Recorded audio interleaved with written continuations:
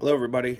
So this week we read, or the TV writers read, Dexter, an episode of Dexter, and the pilot episode for Sleepy Hollow. And we are to talk about the climax of the scripts and what we've learned and how we can use that to improve our scripts.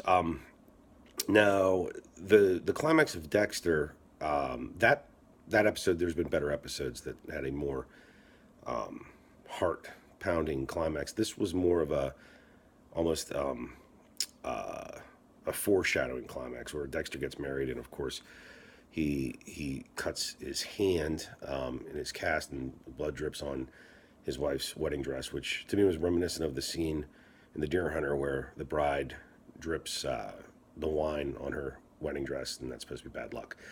But anyway, with that being said, the Dexter script I think is just set up to say, hey, look, it's only going to get worse from here. Just when you think it's getting normal, and Dexter's getting married with a ready-made family, and it does get worse, as anyone knows. No spoilers from me. Sleepy Hollow, the climax, I should say. First off, that script was pretty damn cool. I'd never watched that show. I don't think I'd ever watch a show like that because it's just not my thing, but the script was awesome. I like the way that they introduced Ichabod Crane. This is not the Ichabod Crane, throw everything you think you know about Ichabod Crane out the window. He's pretty badass in this. And I love the Illuminati and the Mason stuff and everything else. So that might be something again. I have to add it to the list. Thanks again, Matt, for growing my queue of things to watch. But the climax, just when you think you can all breathe easy, and the headless horseman has been destroyed and is being hauled off to for an autopsy or what have you, with this casket and an ambulance, which is crazy.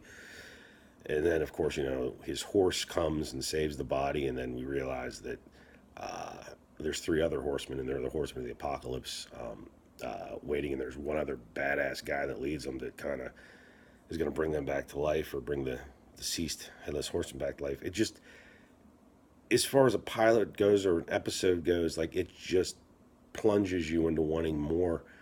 And that's what I took from the reading. You need to have that catharsis, for your audience at the end of the episode.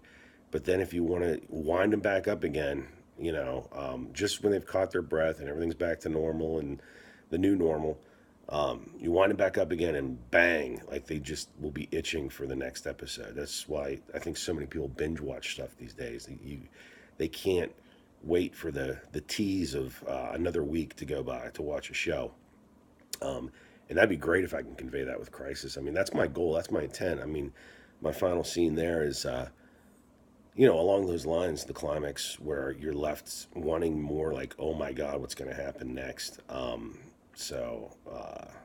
Yeah, you know, pretty good reading this week. Thanks, Matt.